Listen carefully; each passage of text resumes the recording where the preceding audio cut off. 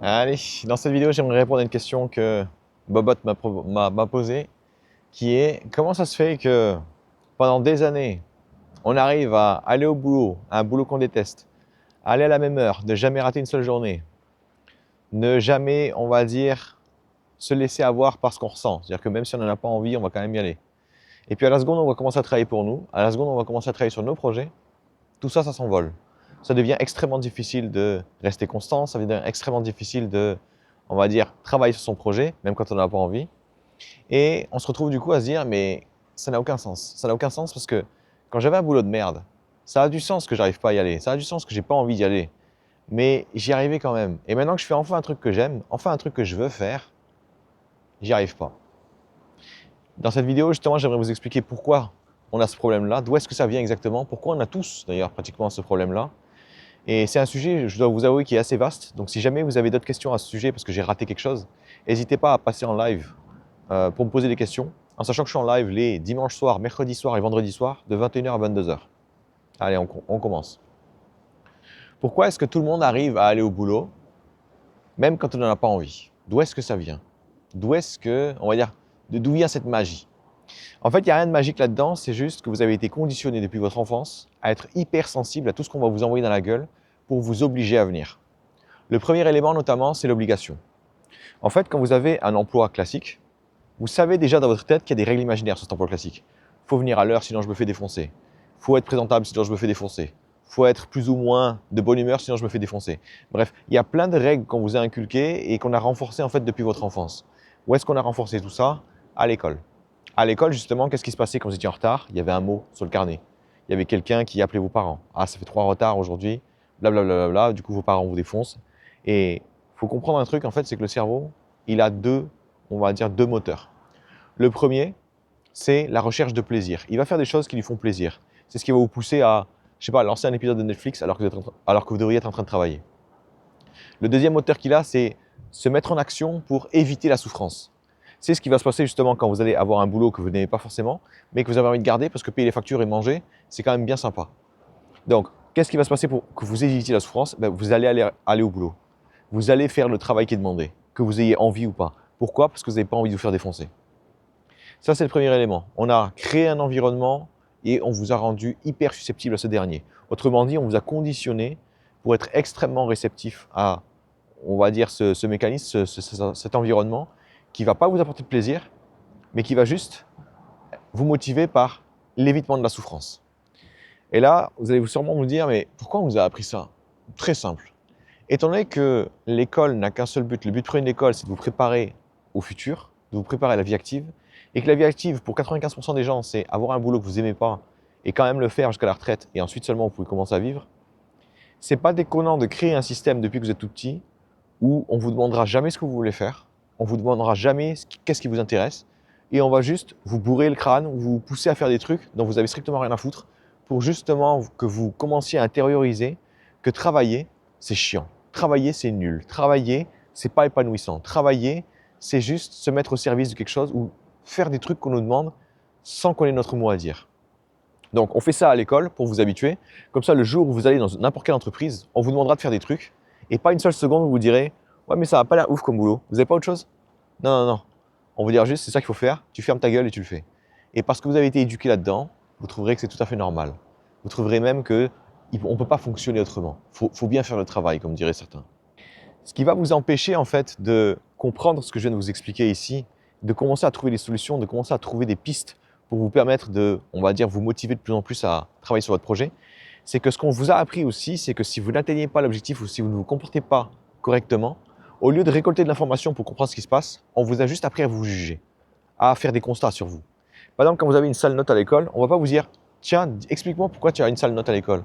Tu m'as dit que tu avais révisé, tu m'as dit que je ne sais pas quoi encore. Comment ça se fait que ça n'a pas marché ?» Ça, on s'en tape. On va juste voir la mauvaise note et vous dire « Naze, tu devrais plus réviser, tu devrais mieux faire, tu devrais faire plus d'efforts. Il est temps de te mettre à travailler. Si tu veux faire quelque chose de ta vie, il est temps de, on va dire, te retrousser les manches. » Bref, on va directement vous juger, vous dire que vous êtes nul à chier, que vous n'êtes pas sérieux, que vous n'êtes pas fiable, qu'on ne peut pas compter sur vous et que vous aurez une vie de merde. Qu'est-ce qui va se passer du coup quand vous allez, on va dire, vous-même rencontrer ce problème? que ça y est, vous vous lancez enfin dans votre projet que vous adorez, mais putain, j'arrive pas à me lancer, quoi. Au lieu de récolter de l'information sur qu'est-ce qui m'empêche de me lancer, qu'est-ce qui me dérange tant que ça va directement partir dans le jugement. Je suis pas fiable, je suis pas quelqu'un de sérieux, je suis pas quelqu'un qui mérite de réaliser ses rêves, je suis pas quelqu'un qui ira loin dans sa vie, je suis pas quelqu'un qui je sais pas quoi encore. Bref, vous allez commencer à répéter ce qu'on vous a bourré le crâne avec, on va dire à l'école. À l'école ou on va dire à la maison via les parents. Autrement dit, on a conditionné un être humain pour qu'à la fois il se mette à suivre des règles complètement arbitraires et surtout à la seconde où il n'arrive plus à les suivre, où ça ne marche plus pour lui, il est incapable d'en sortir. Et ça, c'est quand même plutôt pratique. Je sais pas, imaginons, je veux faire en sorte qu'une population entière suive un modèle économique, un modèle de société et qu'il le perdure sans se poser de questions.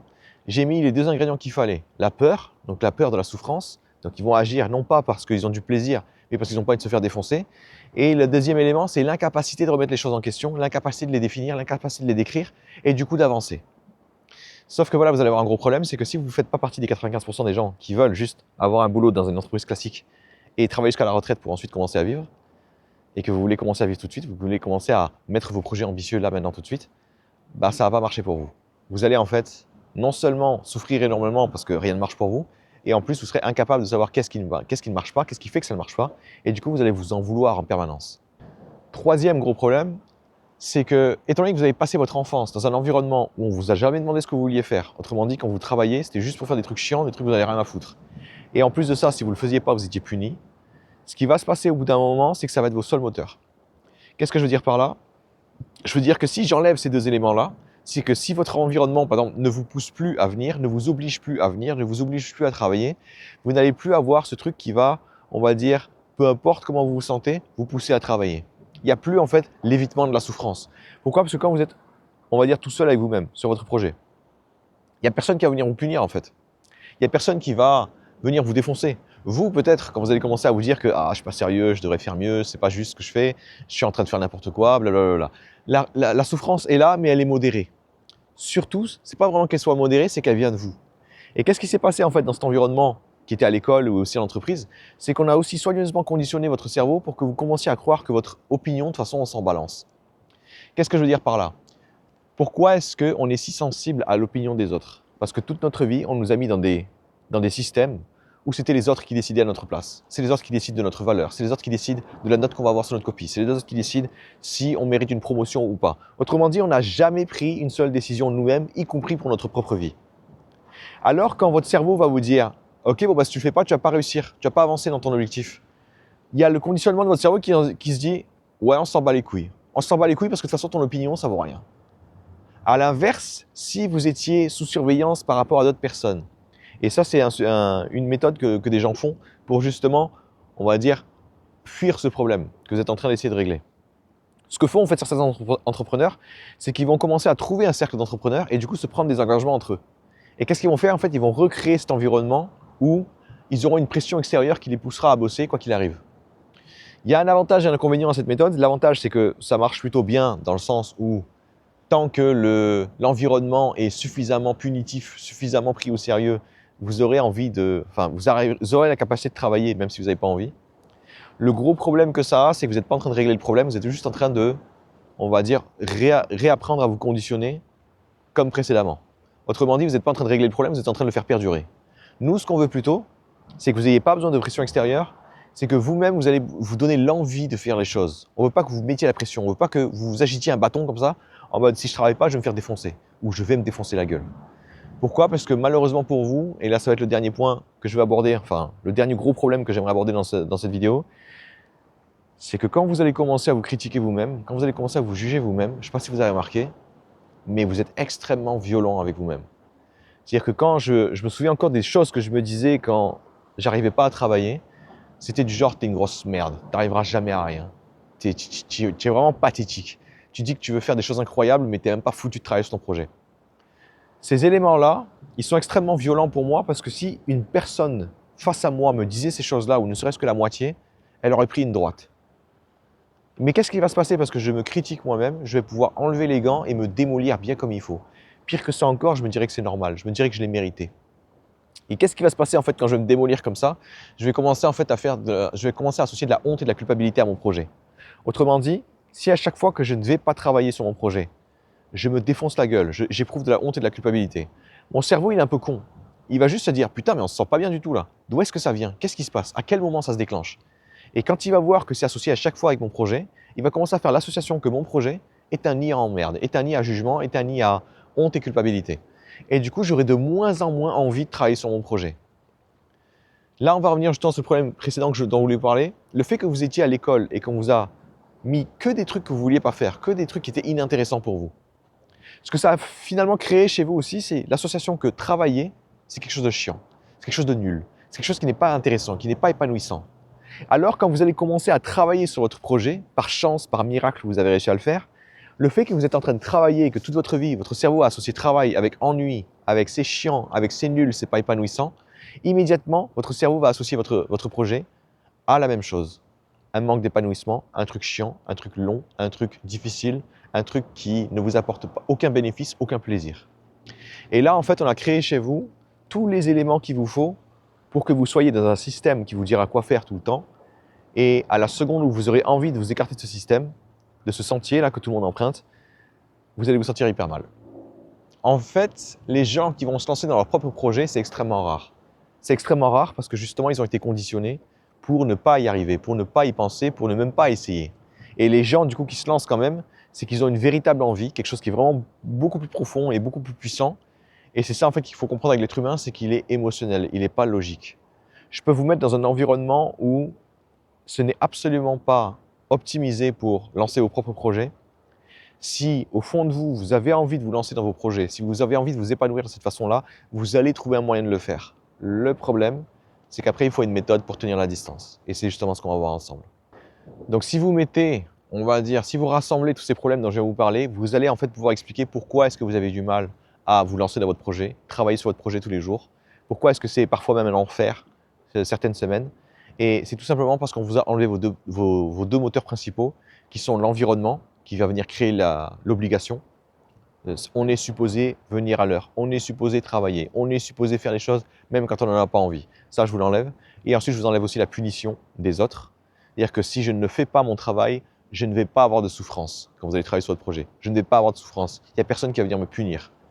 Ou alors, c'est moi qui vais me punir, mais étant donné qu'on m'a appris que ma propre opinion n'a aucun intérêt, c'est pas ça qui va me mettre en mouvement. À l'inverse, si c'était quelqu'un d'autre qui me punissait, là, ça serait différent.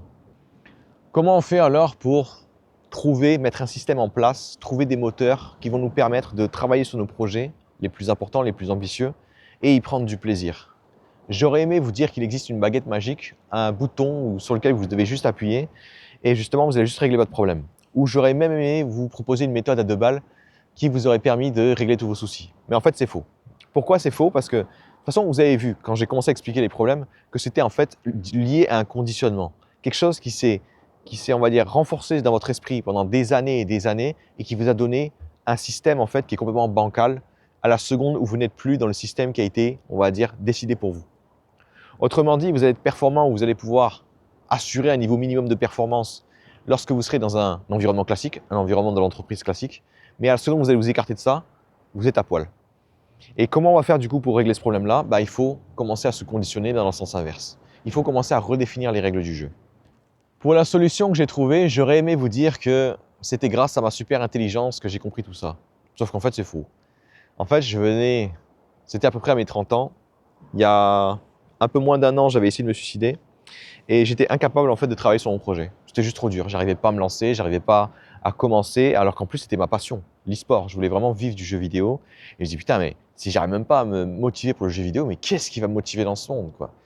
Et en fait, j'ai trouvé la solution par hasard parce que je regardais des gamins jouer et je me dis putain, ça serait tellement bien de retourner, on va dire, à mon enfance où rien n'était compliqué, où il n'y avait pas d'enjeu, où il n'y avait pas de difficulté, où il n'y avait pas de je dois absolument prouver que. Et là, en fait, à ce moment-là, j'ai eu un espèce d'eureka. Je me suis dit tiens, et si je voyais ça comme un jeu? Et si je voyais ça comme un enfant qui avait envie de jouer à son jeu, au lieu de réussir, au lieu de prouver au monde qu'il pouvait y arriver, au lieu de faire en sorte que ce projet soit le plus important de sa vie et qu'il en a absolument besoin pour manger, pour payer les factures ou je ne sais quoi. Et c'est là en fait qu'on va commencer à, on va dire, redéfinir les règles qui nous pourrissent aujourd'hui. Quand vous regardez des enfants jouer, surtout s'ils sont jeunes, vous les verrez jouer juste pour le plaisir de jouer. Vous ne les verrez pas jouer surtout quand ils sont jeunes, pour prouver quoi que ce soit, pour montrer qu'ils sont les meilleurs, pour, on va dire, écraser les autres. Non, ils veulent juste jouer. Parfois, ils vont changer de rôle, parfois, ils n'auront pas le rôle qu'ils veulent, parfois, ils auront le rôle qu'ils veulent, et ils acceptent en fait que ça tourne comme ça. Autrement dit, il n'y a pas d'enjeu, il n'y a pas de preuve à apporter lorsqu'on est en train de jouer et qu'on est un jeune enfant. On va jouer juste pour le plaisir de jouer. Et moi, en fait, c'est ce que je voulais refaire, c'est je voulais me lancer dans mon projet et être sur mon projet juste pour le plaisir de vivre l'aventure. Et c'est ça, en fait, vers quoi on va tendre. C'est ça qui vous permettra, en fait, si vous voulez, d'y aller avec une certaine légèreté et surtout d'avoir envie de jouer tous les matins, au lieu de justement vous obliger à le faire. Évidemment, ces jeunes enfants, quand ils vont devenir adultes, on va commencer à leur inculquer plein de règles imaginaires qui vont leur faire perdre cette capacité. Par exemple, quand vous allez commencer à grandir, on va vous dire que jouer, c'est pour les enfants, c'est plus pour vous. Maintenant, quand vous êtes un adulte, les règles sont différentes. Vous devez maintenant prouver votre valeur, vous devez être productif, vous devez avoir un travail, vous devez gagner votre vie suffisamment, vous devez, on va dire, être suffisamment performant. En fait, vous ne pouvez plus vivre comme vous voulez, vous ne pouvez plus avoir, on va dire, votre mot à dire, vous pouvez juste faire ce que le mode d'emploi vous dit. Et quand ce mode d'emploi, vous comprenez qu'à aucun moment il a été fait pour vous épanouir vous mettre en avant vous optimiser vous, mais optimiser la personne que vous allez ensuite enrichir ou l'entreprise pour laquelle vous allez bosser, vous vous rendez compte que vous suivez des règles qui n'ont même pas été faites pour vous, par vous, et qui ont un intérêt complètement, on va dire, arbitraire, plutôt un intérêt qui n'est surtout pas le vôtre. Donc c'est évident qu'avec on va dire, des règles comme ça dans la tête, à la seconde où vous allez commencer à faire quelque chose pour vous, ça sera impossible.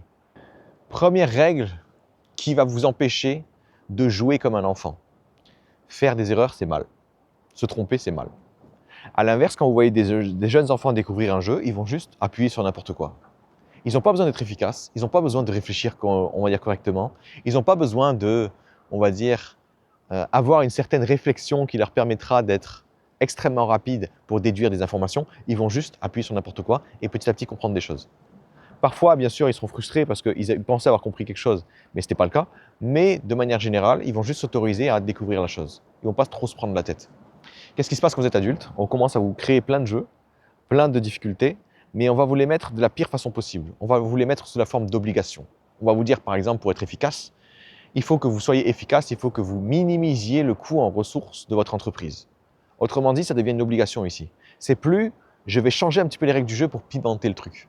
C'est pas, je vais changer le jeu pour que, tiens, là maintenant tu as des ressources limitées, comment est-ce que tu ferais? Qu'est-ce que tu ferais différemment? Qu'est-ce que tu éviterais de faire? Non, c'est, fais pas le con, tu as des ressources qui sont limitées, il faudra que tu rendes des comptes si jamais tu utilises plus de ressources que ça, voilà comment tu vas faire. C'est pas du tout, on va dire, la même approche. Et en fait, c'est ces règles-là qu'on va venir changer, qu'on va venir identifier, qu'on va venir en fait démolir au fur et à mesure. Et c'est ça plutôt qui va vous permettre, enfin qui va vous empêcher de jouer comme un enfant, comme un jeune enfant. Première étape de la solution à mettre en place justement pour vous libérer de tous ces enjeux, de toutes ces règles imaginaires que les autres ont créées, pour vous forcer en fait à voir les choses d'une certaine façon, une façon qui vous empêche de prendre du plaisir. La première étape, c'est de détruire toutes les règles imaginaires qui vous poussent à croire que vous devez prouver votre valeur aux autres. En fait, ce que j'essaie de vous faire comprendre à travers cette vidéo, c'est que tous vos problèmes viennent des autres. Donc si on arrive à détruire complètement leur participation dans votre esprit, dans votre système de valeurs, dans votre système, on va dire, pour voir le monde comme il est, ça vous permettra justement de commencer à penser à la seule personne utile, seule personne importante pour vous, c'est déjà vous, et ensuite, très proche, les gens que vous aimez. Ce sont les seules personnes auxquelles vous allez penser. Tout le reste, c'est du pipeau. C'est du pipeau dans le sens où vous n'allez pas vous amuser à donner les clés de votre vie à des inconnus. Des inconnus qui n'ont même pas vos intérêts en tête d'ailleurs. Ça vous paraîtrait complètement stupide. Et c'est pourtant comme ça qu'on a été conditionné. Donc c'est pour ça que le premier élément qu'il faut absolument détruire, c'est la participation de l'autre. La voix de l'autre dans, là, premièrement, votre valeur. Si vous êtes encore dans ce principe de « je veux prouver aux autres que », vous avez déjà perdu. Vous avez déjà perdu parce que vous jouez à un jeu où si les autres décident de changer les règles, décident de changer les critères, décident d'en inventer de nouveaux et que vous ne faites pas l'affaire, ils auront en fait la capacité de vous rendre heureux ou malheureux en une fraction de seconde. Qu'est-ce que je voyais? Par exemple, je voyais quelqu'un qui était en train de faire son projet tranquillement. Il ne gagnait pas des masses, mais il gagnait suffisamment pour lui. Et un jour, il a eu l'idée de rencontrer plein d'entrepreneurs qui, il pensait être comme lui. Et il est tombé en fait sur des entrepreneurs qui étaient assez, on va dire, classiques. Des mecs qui sortent d'une entreprise, qui ont lancé leur boîte et pour qui tout a marché. Du coup, ces gens-là, en fait, n'ont pas travaillé sur eux-mêmes. Qu'est-ce qui s'est passé? Ils avaient tous des objectifs de chiffre d'affaires assez élevés. Alors quand lui a commencé à leur parler, et parce qu'il voulait faire partie du groupe, parce qu'il voulait faire partie, on va dire, de la même catégorie de gens, il s'est mis à adopter leurs règles. Et ce gars-là, en fait, que je connaissais et qui avait une certaine façon de faire les choses assez légère, assez plaisante, il a tout balancé pour essayer de faire un maximum de chiffre d'affaires. Qu'est-ce qui s'est passé? Au bout de à peine 6 mois, il était complètement dégoûté de son projet. Il m'avait contacté, il me disait, en fait, il voulait juste parler au départ. Mais finalement, on a travaillé ensemble et il s'est rendu compte que toutes les règles imaginaires qu'il avait adoptées pour faire partie du groupe l'ont démoli. Qu'est-ce qu'on a fait ensuite? On est juste retourné sur son système, on va dire par défaut. Et là, vous allez me dire, putain, le mec, c'est-à-dire qu'il a payé juste pour revenir au point de départ, quoi. Oui et non. Il a compris maintenant que ce qui lui permettait d'être heureux, c'est d'être lui-même. Ce qui lui permettait d'être heureux, c'était de défendre qui il était, de défendre ses valeurs, ses principes, envers et contre tout. C'est ça, en fait, qu'il a finalement appris. Donc, il a dû réapprendre finalement à dire précisément qui il était, concrètement qui il était, à lui-même, mais aussi aux autres. Donc, premier élément que vous devez détruire, ce besoin que vous avez de prouver aux autres que. Ça ne veut pas dire que vous ne pouvez pas vous venger. Par exemple, moi, il y a un moteur que j'avais qui était très puissant, c'était les gens qui me disaient « Ah, mais de toute façon, tu n'as pas ce qu'il faut. Tu n'y arriveras jamais. » Ce truc-là, je l'ai gardé, non pas pour prouver vraiment que j'allais y arriver, parce qu'en fait, je n'ai jamais contacté ces types, mais ce que je gardais, c'était le sentiment d'injustice et, on va dire, de rage que j'avais à l'idée que des inconnus, des trous de balles, des mecs qui ne me connaissaient pas, se sont permis de me juger, se sont permis de me rabaisser. C'est cette rage en fait que j'ai utilisée, que j'ai canalisée pour ensuite me permettre d'avancer. Est-ce que j'ai ensuite prouvé ma valeur à ces gens avec leurs propres critères? Absolument pas. J'ai juste, ma façon de me venger, c'était la suivante, je voulais être la personne la plus heureuse au monde. Et je suis en train d'arriver dans ce truc-là, dans le sens où tous les jours, je fais des choses que j'aime, je peux avoir l'impact que je veux sur des gens, et tout ce que je suis en train de m'amuser à faire ici, c'est augmenter mon influence, augmenter mon impact pour toujours aider plus de personnes.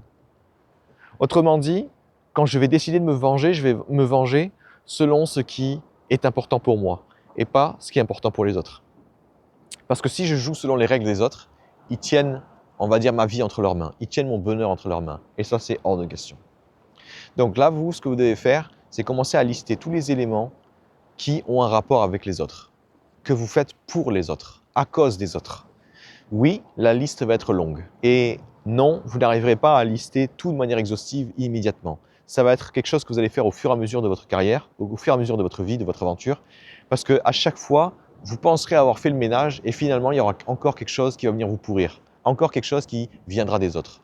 On verra justement, je vous donnerai quelques exemples à travers cette vidéo pour vous commencer à on va dire, faire le ménage, mais vous allez vous rendre compte qu'il y en a un gros paquet. Et c'est plutôt normal parce que vous êtes conditionné pour donner énormément de place aux autres. Pour vous aider toutefois, vous pouvez commencer à vous dire quelles sont les règles imaginaires que j'utilise pour définir ma valeur. Est-ce qu'il y a des seuils? Est-ce que je suis supposé atteindre un certain niveau de réussite? À quel moment? À quelle date? Au bout de combien de temps? Tous ces trucs-là, en fait, ce sont des règles imaginaires qui viennent des autres. Pourquoi? Parce que personne ne se dit de base « Ah, j'ai 40 ans, je devrais avoir 50 000 € de chiffre d'affaires. Ah, j'ai 50 ans, je devrais avoir au moins 3 voitures. » La raison pour laquelle les gens commencent à penser ça, c'est qu'à un moment donné de leur vie, quelqu'un leur a dit « Si tu veux réussir, si c'est la réussite que tu vises, la réussite, c'est 3 voitures à 45 ans. La réussite, c'est 3 maisons à 55 ans. » Et on commence du coup à, on va dire, accepter des règles imaginaires comme ça juste parce qu'on nous l'a donné, enfin quelqu'un nous les a dit à la volée. En fait, il y a un mécanisme extrêmement intéressant avec le cerveau, c'est que peu importe ce que vous entendez pour la première fois sur un sujet que vous ne connaissez rien, ça va devenir votre vérité. Si vous ne vous êtes jamais posé la question de qu'est-ce que vous devriez faire à 30 ans, et qu'il y a un trou du cul qui passe qui vous dit « Ah, à 30 ans, tu devrais avoir une femme, des enfants, une maison, 3 voitures et gagner 200 000 € par an. » Le jour où quelqu'un vous dit ça, vous allez vous dire « Ok, c'est ça que je dois atteindre. » Et si vous êtes en dessous, automatiquement vous vous sentirez mal. Donc vous, en fait, ce que vous voulez, c'est identifier toutes ces règles imaginaires. Quelles sont les règles que les autres m'ont apprises sur ma valeur, sur c'est quoi le bonheur, c'est quoi, on va dire, être épanoui, c'est quoi avoir une bonne carrière, c'est quoi réussir, c'est quoi, on va dire, les seuils de réussite que je dois atteindre, 30 ans, 40 ans, 50 ans, est-ce que j'ai eu des règles comme ça, des règles imaginaires? Et si je n'en ai pas, tant mieux pour moi, mais si j'en ai, je les note. Je les note et je dois les détruire. Bon, c'est pareil. Deuxième étape, une fois que vous avez commencé à faire le ménage pour, on va dire, prendre un peu de distance sur tout ce qu'on vous a obligé à faire, toutes les façons de penser qu'on vous a obligé à adopter, vous allez commencer à vous reprogrammer. Pourquoi? Parce que si vous avez été conditionné par les autres pendant autant de temps, vous allez devoir vous conditionner dans le sens inverse. Mais comment on va faire pour se conditionner de la bonne façon? En fait, pour que vous puissiez savoir, estimer comment est-ce que vous devez penser, dans quelle direction vous devez aller, il vous faut une destination. Parce que si on ne commence pas par la destination, si vous n'êtes pas capable de me décrire ce que c'est pour vous, avoir une belle vie, avoir une vie qui compte pour vous, avoir une vie qui en vaut la peine pour vous, vous ne saurez pas en fait quel choix prendre. Par exemple, si je suis perdu dans une ville, on est tous les deux en face à face et je vous dis « Ah putain, là je crois que je suis perdu. Est-ce que je dois aller à gauche ou est-ce que je dois aller à droite ?» L'information dont vous avez besoin pour me répondre, c'est ça dépend, tu vas aller où, trou du cul? Ah, tu vas aller à la banque? C'est à droite. Tu vas aller au cinéma? C'est à gauche. Donc, il nous faut cette destination. Et cette destination, comment est-ce que vous allez la définir? En fait, vous allez vous poser la question de quel est mon objectif rêvé? C'est quoi un objectif rêvé? C'est un objectif qui est dans le futur, 5 ou 10 ans dans le futur. Vous imaginez avoir réussi tout ce que vous voulez. C'est quoi votre rêve? Qu'est-ce que vous êtes en train de faire dans ce futur-là? Et pourquoi vous adorez ça? Moi, par exemple, mon objectif rêvé, c'était de pouvoir aider un maximum de gens à croire en eux-mêmes, à se lancer dans leur propre projet, réaliser leurs rêves, être indépendant et commencer à être heureux, véritablement heureux et pas heureux par rapport aux autres. C'était ça mon rêve. Du coup, quand j'étais dans la merde, je me disais tiens, qu'est-ce qu'il faudrait que je fasse à ce moment-là alors que j'ai pas envie de travailler? Ok, si tu veux permettre à des gens de se lancer, de croire en eux, il faut d'abord que tu arrives à croire en toi, il faut d'abord que tu arrives à te lancer toi-même dans tes projets. Donc, quel est le premier réflexe que j'ai eu? Je me suis mis à forcer comme un enculé. Je me suis mis à utiliser de la volonté, je me suis mis à, on va dire, m'obliger à travailler. Qu'est-ce qui s'est passé? J'ai fait une deuxième dépression. Pourquoi? Parce que quand vous vous forcez à faire un truc, vous allez juste vous dégoûter du truc. Et quand vous allez vous dégoûter de votre propre rêve, comment vous dire qu'il n'y a plus de sens en fait? Parce que moi, j'avais déterminé mon véritable objectif, mon sens, la mission de ma vie, c'était de pouvoir faire ça. Et quand je m'étais dégoûté de faire ça, forcément, j'avais plus de boussole. Je savais plus où j'allais. Et forcément, il y a eu le manque de sens qui est arrivé et on va dire, j'ai failli sombrer dans, on va dire, un coin, un moment encore plus sombre de ma vie. Donc, pourquoi est-ce que je me suis forcé aussi? Parce qu'à l'école, on m'a appris que si tu veux avoir ce que tu veux, il faut travailler, il faut se forcer. Ah, c'est comme ça le travail, c'est jamais plaisant. Du coup, il faut se forcer. Et là, qu'est-ce que j'ai réussi à identifier? Une règle imaginaire de plus. Si je veux atteindre mes objectifs, il faut que je force. Jamais, jamais. Jamais. La seule raison pour laquelle vous devez vous forcer à l'école, c'est parce qu'on vous propose de faire un truc dont vous n'avez strictement rien à foutre. Donc vous n'allez pas vous demander si c'est utile ou pas. Ça n'est pas utile pour vous. Vous n'allez pas vous demander si c'est quelque chose d'épanouissant. Le but n'est pas que ce soit épanouissant, le but est justement que ce soit chiant pour vous habituer ensuite à la suite. Donc, quand vous allez vous poser la question, quel est mon objectif rêvé? Comment est-ce que j'imagine ma vie dans le futur? Qu'est-ce que je suis en train de faire? Pourquoi j'adore ça? Pourquoi j'adore faire ça? Pourquoi ça a du sens pour moi? Pourquoi c'est si important pour moi de réussir? Et là, on commencera à avoir une destination. On commencera à voir dans quelle direction vous devez aller. Pourquoi? Parce que imaginons, vous imaginez cette vie-là dans le futur où vous allez faire des choses extraordinaires. Je vais pouvoir aider des gens à se dépasser. Je vais pouvoir aider des gens à croire en eux-mêmes et à se lancer dans leurs projets. Ok, avant que j'arrive à faire ça, je vais me planter des centaines et des milliers de fois. Du coup, comment est-ce que je devrais voir les erreurs?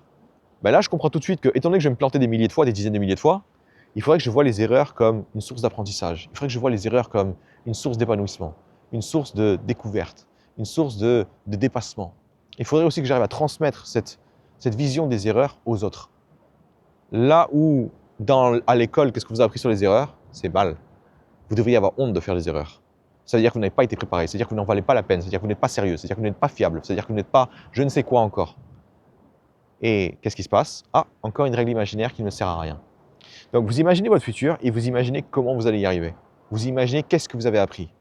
Ok, cette version de moi du futur, qu'est-ce qu'elle se dirait sur les erreurs?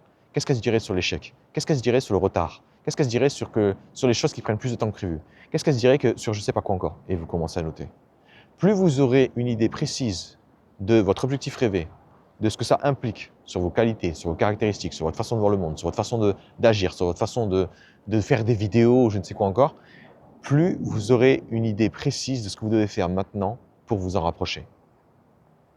Encore une fois, pourquoi est-ce qu'on s'amuse à faire tout ça? Parce que ce qu'on veut essayer de déterminer, en fait, c'est qu'est-ce qui vous permettrait tous les matins de vous lever et d'avoir une envie débordante de travailler sur votre projet.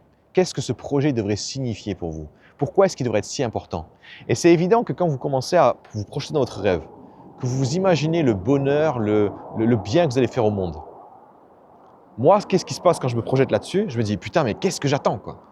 Le prix à payer pour avoir tout ça, c'est souffrir maintenant, c'est découvrir maintenant, c'est faire des choses difficiles maintenant. Et quand je dis souffrir, et quand je vous dis souffrir, c'est seulement dans un premier temps. Parce qu'en fait, vous n'avez pas encore appris à aimer la souffrance. Vous n'avez pas encore appris à aimer que justement, quand les choses sont difficiles, c'est bon pour vous. Tous ces éléments-là, justement, toutes ces règles imaginaires, quand c'est difficile, c'est mal. Quand c'est difficile, ça décourage. Quand c'est difficile, ça démotive. Toutes ces règles-là, ça vient des autres. Vous commencez à noter.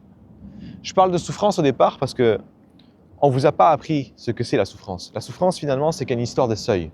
Si moi, j'imagine que ma vie devrait être à ce niveau-là et que je suis en dessous, je vais souffrir. Si moi, j'imagine que mon projet pour réussir, ça devrait être quelque chose de plaisant, quelque chose d'incroyable tout de suite, je vais mettre la barre ici. Et quand je vais comprendre que je ne suis pas du tout équipé, pas du tout conditionné pour prendre du plaisir dans mon propre projet, ma réalité sera ici. Donc forcément, je vais souffrir au départ.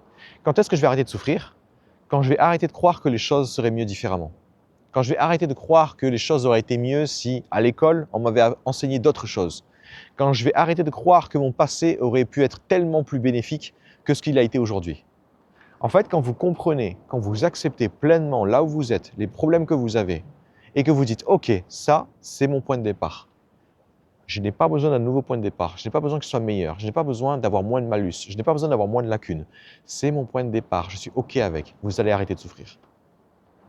Donc, tous ces éléments-là aussi, vous les notez. J'aurais aimé que ce soit différent. OK, ça vient des autres. Pourquoi ça vient des autres? Parce que les autres vous ont appris que la facilité, c'était la clé.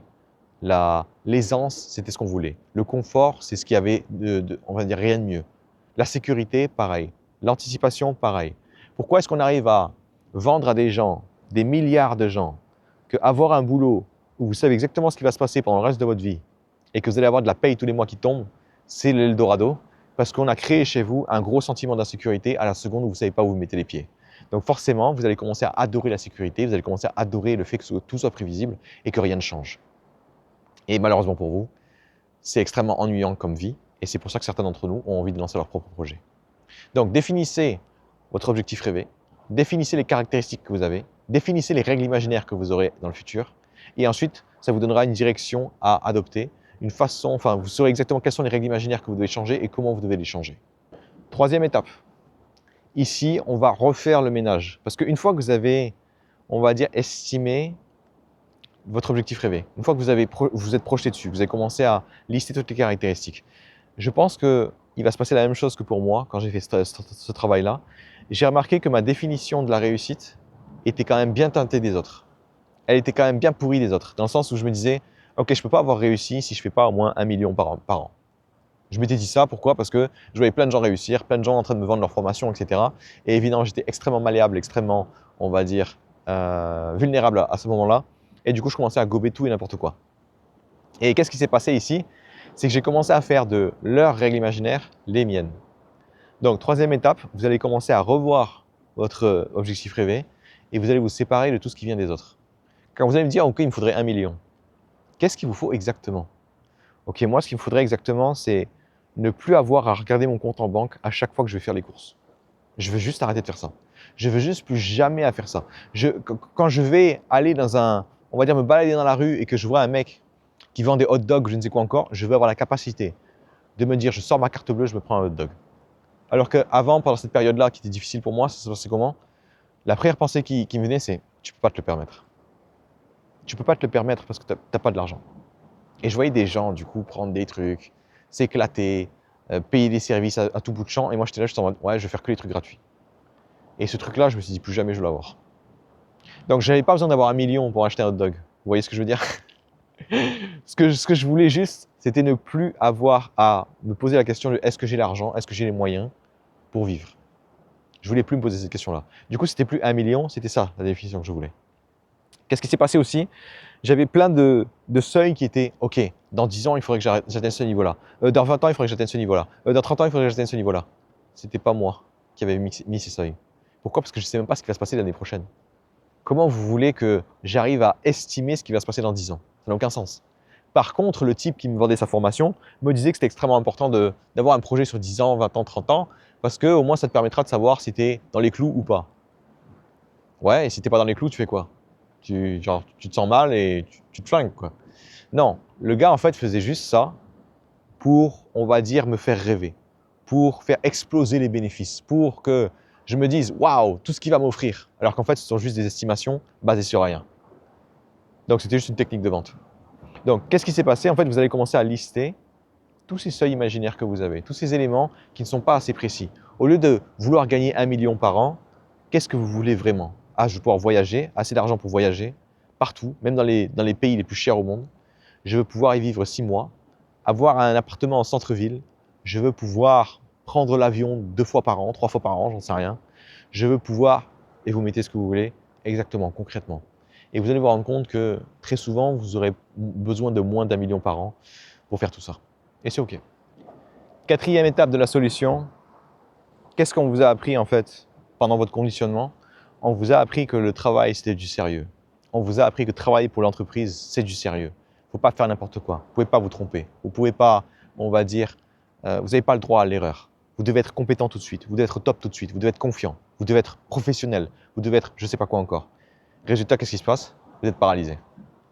Vous êtes paralysé parce que quand vous allez vous lancer dans un projet qui est le vôtre et qui est un projet ambitieux, donc on dit quelque chose que vous n'avez jamais fait, ben vous allez vite vous rendre compte que vous ne pouvez pas être confiant, étant donné que vous êtes en train de faire les choses au fur et à mesure. Vous ne pouvez pas être professionnel et directement être compétent parce que vous êtes en train d'apprendre. Vous ne pouvez pas ne pas faire d'erreurs parce que les erreurs, c'est inévitable, étant donné que vous êtes en train d'apprendre. Qu'est-ce qui se passe? En fait, vous avez, on va dire, accepté des règles imaginaires qui, ne sont, de 1, ne sont même pas les vôtres, et de 2, ne s'appliquent même pas à votre situation. Ce que vous devez faire alors, c'est qu'au lieu de transformer ce projet que vous avez, votre projet ambitieux, en un projet professionnel classique, c'est-à-dire défini par les critères des autres, vous allez commencer à en faire un jeu pour vous. Le but de ce jeu, c'est de s'autoriser à vivre son aventure. Je ne sais pas, si je regarde Le Seigneur des Anneaux, je lis le livre, je lis l'histoire. Si je pars directement du principe où le type qui doit porter l'anneau, il doit déjà être parfait, déjà être professionnel, il doit déjà savoir comment faire. Il a déjà balancé 10 fois l'anneau dans le volcan, c'est bon, on a pris le bon. Il a déjà l'expérience qu'il faut. Je vais me faire grave chier en fait dans le film. À l'inverse, qu'est-ce qui va se passer pendant son aventure? C'est un pauvre type qui vient d'un village paumé, il fait son petite aventure, il se dit que ouais, tout va bien se passer, tout le monde crève autour de lui, et au fur et à mesure, il apprend des trucs. Beaucoup plus intéressants. Alors que si le type était déjà consultant en je jette des anneaux dans un volcan, ben on se serait juste fait chier. Ben là, qu'est-ce qui va se passer? Vous allez commencer à vous dire, ok, le jeu auquel je joue, quelles sont les règles que je devrais me mettre? Étant donné que je sais que je vais me planter des centaines de fois, qu'est-ce que je devrais établir comme règle sur le fait de faire une erreur? Qu'est-ce que ça devrait, quelle est la signification que je devrais donner à ça? En fait, chaque erreur que je vais faire me permettra de m'améliorer, me permettra d'évoluer, me permettra de devenir une meilleure version de moi-même et du coup de mieux comprendre en fait comment est-ce que je peux naviguer là-dedans, comment est-ce que je peux naviguer dans mon aventure. Qu'est-ce qui se passe aussi quand vous jouez à un jeu? Le but, c'est plus de gagner, le but, c'est plus, on va dire, d'être le meilleur, le but, c'est juste de continuer de jouer. Et c'est ça en fait la particularité du jeu auquel vous jouez quand vous avez un objectif ambitieux, c'est que votre jeu est infini. Vous ne pouvez pas gagner, je sais pas moi, à l'entrepreneuriat. Ça veut dire quoi? Genre, ok, vous avez fait 1 million sur un an, du coup, vous faites quoi? Vous arrêtez? Non, vous allez quand même continuer. C'est comme gagner, je sais pas moi, au mariage. Comment on fait pour gagner un mariage? C'est bon, vous avez mis la bague au doigt et c'est terminé, on fait plus rien? Bah non. Le but, c'est de rester marié. Le but, c'est de continuer de jouer. Le but, c'est de passer au niveau supérieur. Et tous ces éléments-là, si vous voulez, c'est ça qui va vous permettre de donner du sens à votre jeu et de vous donner l'envie de jouer. C'est quoi les règles qu'on vous a inventées avant sur ce jeu qui n'était même pas un jeu, c'était un travail à prendre très au sérieux? Vous n'avez pas le droit de vous tromper, encore une fois. Vous n'avez pas le droit de faire n'importe quoi. Vous n'avez pas le droit de ne pas être confiant. Vous n'avez pas le droit d'être ridicule. Vous n'avez pas le droit de ne pas savoir tout. Autrement dit, c'est plus un jeu, c'est une torture. C'est une performance. Vous êtes un acteur. Et ça, vous devez le virer. Pourquoi? Parce que ce seuil qui est visé par les autres et la réalité pour vous fait que vous ne l'atteindrez jamais. Et quand vous ne l'atteindrez jamais, c'est de là en fait que vient vous savez, le syndrome de l'imposteur. On veut se faire passer pour quelqu'un d'autre qu'on n'est pas. Pourquoi est-ce que plein de gens ont le syndrome de l'imposteur? Parce que très souvent, ils le sont. C'est juste ça qu'il faut comprendre. À l'inverse, quand vous comprenez que vous jouez juste un jeu, que vous ne savez même pas ce que vous faites, et que le but c'est juste de jouer, c'est pas d'être bon déjà, vous n'avez plus le syndrome de l'imposteur parce que vous vous autorisez à être vous-même. Vous vous autorisez à vous tromper, vous vous autorisez à ne pas savoir, vous vous autorisez à, on va dire, tester des hypothèses plutôt que de directement viser des résultats. Ici, qu'est-ce que vous allez faire? Vous allez commencer à lister toutes les règles imaginaires qui restent et qui vous empêchent de prendre ça comme un jeu. Typiquement, c'est les trucs de merde qu'on oublie et qui sont tellement évidentes. Faire une erreur, c'est mal. Ça dégage. Dans un jeu, ça n'a aucun sens. Dans un jeu auquel vous jouez et vous ne connaissez pas toutes les règles, pire que ça encore, vous ne connaissez pas toute l'aventure. C'est évident que vous allez vous tromper. Donc, avoir le piège du se tromper, c'est mal, ça dégage. Ne pas être assez rapide, c'est mal, ça dégage. se juger, ça dégage. Pourquoi est-ce que ça dégage se juger ou faire des constats ou, on va dire, faire des commentaires sur soi? Parce que imaginons que je me plante 4 fois d'affilée et je me dis putain, je suis vraiment une merde. Combien d'informations utiles j'ai récoltées? Qu'est-ce qui m'a permis d'avancer là quand je me dis je suis une merde? Je suis pas assez fiable, je suis pas assez bon. Que dalle. Qu'est-ce qui se passe du coup? Je vais utiliser les règles des autres qui me disaient que si j'ai pas mon objectif, alors ils vont me juger. Je vais me juger à mon tour et je vais juste comprendre que ça sert à rien. Et si ça sert à rien, je vais arrêter de le faire parce que dans mon jeu, ça ne m'apporte absolument rien, ça ne me permet pas d'avancer. Autre élément qui va jouer aussi dans ce jeu, les autres, les retours qu'ils vont me faire sont importants. Il y a un mec qui, je sais pas, a plus de succès que moi. Plus de succès étant, il génère un chiffre d'affaires plus élevé. Il va venir me voir, il va me dire « Ouais, ton truc là, pas ouf. J'aurais fait différemment. » Je m'en tape. Quand je joue à un jeu, je joue à mon jeu. Et quand je joue à mon jeu, je joue comme je veux. Il n'y a pas une seule façon de réussir. Là où, dans le travail, dans le monde du travail, on vous expliquera qu'il y a une seule façon de réussir, la meilleure. Et évidemment, tout le monde pense avoir la meilleure, et c'est pour ça qu'ils essaient de vous la vendre. Non, vous allez juste comprendre que c'est à moi de décider. Quels sont mes critères qui sont les plus importants. Et vous allez vous rendre compte très rapidement que tous les gens qui vont vous critiquer, sans vous connaître, sans vous commencer à vous poser des questions, je ne sais quoi encore, ne se posent même pas la question de à quel jeu vous jouez, parce qu'ils pensent que vous jouez déjà à leur jeu à eux, plutôt que votre. Donc, les commentaires des autres, les retours des autres, on vous parlera très souvent de oui, il faut écouter les retours constructifs. Ça a du sens quand ce que vous faites est exactement pareil que ce que fait le reste de l'humanité. Si vous faites partie des 95% des gens qui ont juste un boulot classique, clairement, tous les retours que vous allez avoir, majoritairement, sont constructifs. Maintenant, si vous êtes sur un chemin qui est juste le vôtre, qui est unique, c'est le vôtre, votre expérience, votre signification de la vie, etc. Quelles sont les chances qu'un trou du cul, y compris moi, qui commence à vous faire des retours sans vous poser une seule question sur votre projet et une seule question sur comment vous voyez le monde, quelles sont les chances que je sois constructif? Que dalle.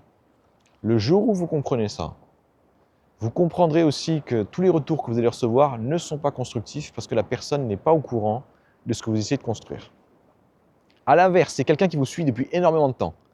Il vous fait un retour, il y a des chances que ce soit constructif. Et comment est-ce qu'il va vérifier que c'est constructif? Il va à chaque fois se rappeler une seule chose, c'est quoi votre objectif rêvé? C'est quoi ce que vous voulez vraiment faire de votre vie?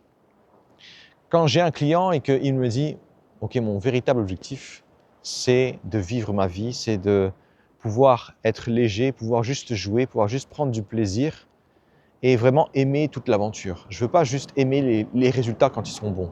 Je veux tout aimer, je veux aimer les bons côtés, les mauvais côtés. » Ok, une fois qu'il va balancer ça, je le vois être triste parce qu'il n'a pas les résultats qu'il veut. Je vais lui faire un retour constructif. Je fais « Attends, là fais gaffe, t'es pas sur le bon chemin là. Parce que tu n'as pas le résultat que tu voulais, tu es en train de souffrir. Et si tu es en train de souffrir, c'est parce que tu voulais que les choses soient différentes. Tu voulais que les choses soient mieux qu'elles ne le sont aujourd'hui. Mieux étant une définition complètement arbitraire. Vous voyez, là, mon retour, il va être constructif parce que je sais déjà où il va aller. Et je sais déjà, du coup, qu'il n'est pas cohérent avec ce qu'il m'a dit ou ce qu'il m'a annoncé comme objectif.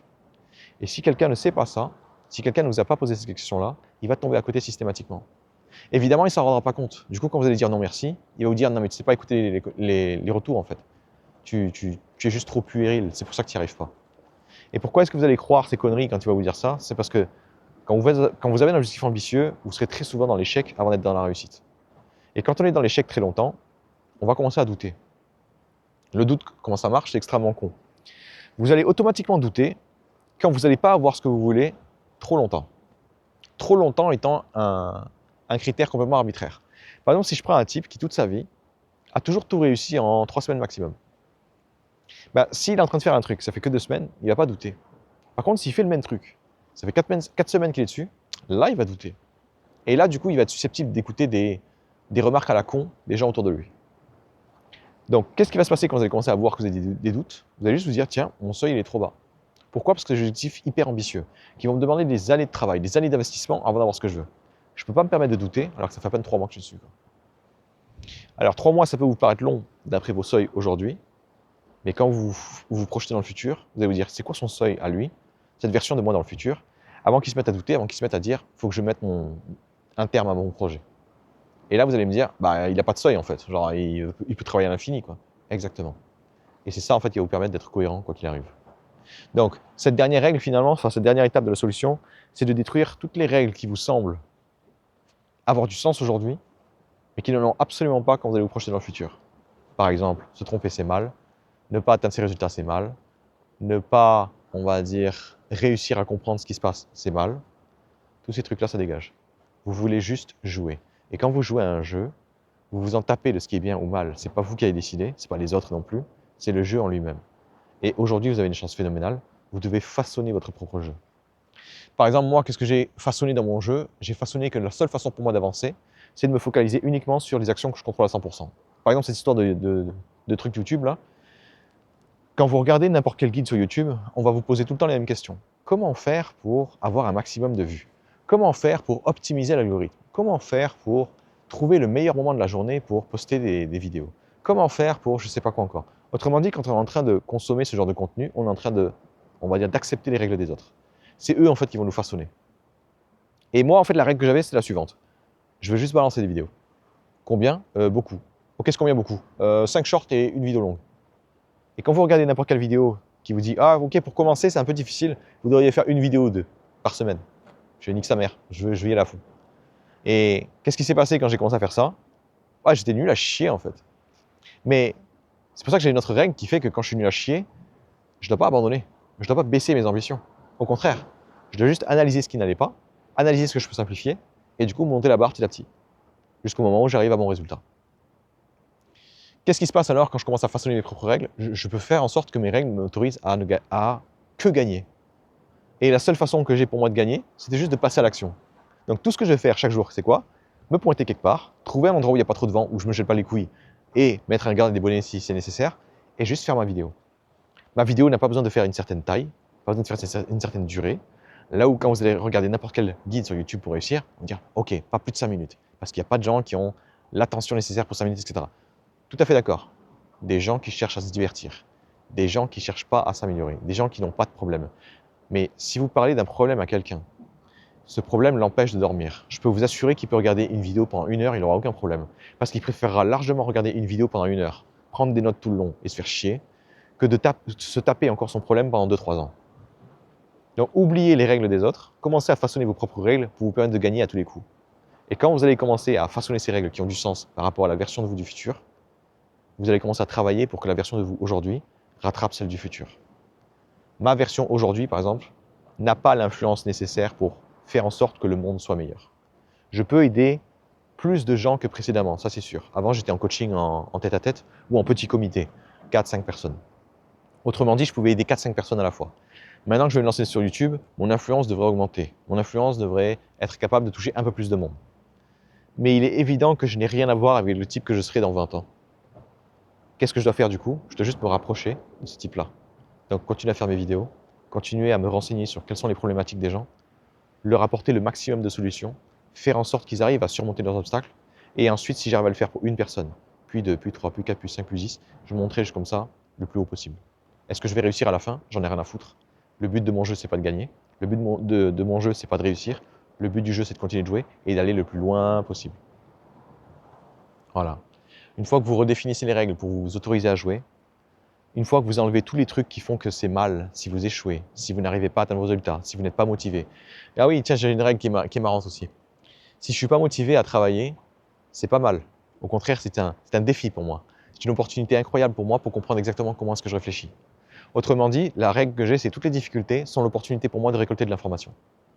Autrement dit, quand j'ai un problème, mon but, ce n'est même plus de le régler, mon but, c'est de le comprendre. Et qu'est-ce qui se passe quand vous comprenez extrêmement bien un problème? Au bout d'un moment, vous le comprenez tellement bien que vous allez vous dire « Tiens, ici, je m'amuse à changer un paramètre ou deux, qu'est-ce qui se passe? Ah bah merde, ça y est, oh putain, je suis motivé. Eh merde, je suis allé trop vite. » Et c'est ça en fait que vous voulez juste vous autoriser à jouer. Vous voulez juste vous autoriser à qu'est-ce qui se passe si je bouge ce truc-là et ce truc-là aussi. Ah bah merde, je suis motivé, ok, bon bah, je vais m'amuser à faire un truc, je vais en faire un système pour être tout le temps motivé. Pourquoi? Parce que j'ai envie de jouer à un jeu qui s'appelle « Je suis tout le temps motivé ». Que ce soit le week-end, que ce soit la semaine ou je ne sais quoi encore. Et vous allez vous voir avancer comme ça tout le long parce que vous allez vous autoriser à jouer. Pas parce que vous devez réussir, mais parce que vous avez envie de jouer. Il y a un truc aussi que j'ai comme règle imaginaire et je vous conseille aussi d'utiliser, c'est que quand j'ai un problème face à moi, j'ai plus besoin de le résoudre. Mon projet sur YouTube, j'ai plus besoin qu'il marche. J'ai pas besoin qu'il marche. Ça veut dire quoi? Ça veut dire que quand vous comprenez que tout ce qui vous met la pression, tout ce qui vous empêche de prendre du plaisir, c'est que inconsciemment ou consciemment, vous avez une volonté immense que ça marche, une volonté immense, ça doit marcher, il faut que ça marche. C'est tellement important pour moi, ça va tellement me permettre de vivre la vie que je veux. Je ne dis pas que tout ça c'est faux, je dis juste que de l'avoir dans la tête, ça va vous flinguer.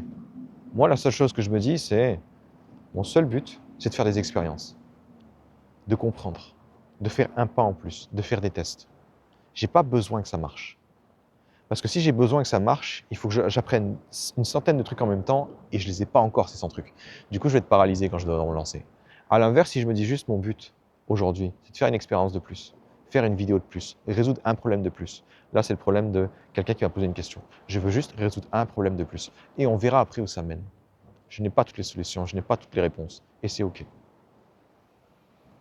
Donc, finalement, cette vidéo pour vous dire quoi? C'est que si aujourd'hui, vous avez du mal à vous lancer dans vos projets, restez focalisé dessus, restez motivé dessus. C'est parce qu'on vous a conditionné pour ne pas pouvoir le faire. D'être motivé uniquement par votre environnement qui va vous obliger à faire des choses et par la punition des autres qui va venir, on va dire, vous pousser à rester dans les clous. Dès qu'on vous enlève ça, c'est évident que vous n'avez plus rien. C'est évident que vous n'allez plus avoir de moteur. Le gros problème que vous allez avoir généralement, c'est que quand vous n'allez pas réussir à travailler, vous allez faire comme tout le monde, vous allez commencer à vous juger. Ah, je ne suis pas quelqu'un de fiable, je ne suis pas quelqu'un de motivé, je ne suis pas quelqu'un de sérieux. Si vraiment mon projet était si important pour moi, je serais en train de traverser les murs pour essayer de le réussir. Non, ça c'est la version idyllique. Ce qui se passe dans la réalité, c'est que si vous n'avez pas de système, si vous n'avez pas créé une façon de voir le monde qui vous donne envie de faire les choses, vous n'allez rien faire du tout. Pourquoi ça marche comme ça? Parce que l'être humain est avant tout émotionnel et il n'est pas logique. Clairement, de façon logique, j'ai mon rêve face à moi. Le truc le plus logique à faire, c'est juste de bourrer mon rêve jusqu'à ce que ça marche. Sauf que l'être humain est émotionnel. Et si bourrer mon rêve, ça veut dire utiliser toutes les règles imaginaires que j'ai qui sont j'ai pas le droit de me tromper, j'ai pas le droit de ralentir, j'ai pas le droit d'être trop lent, j'ai pas le droit de pas réussir, j'ai pas le droit de machin.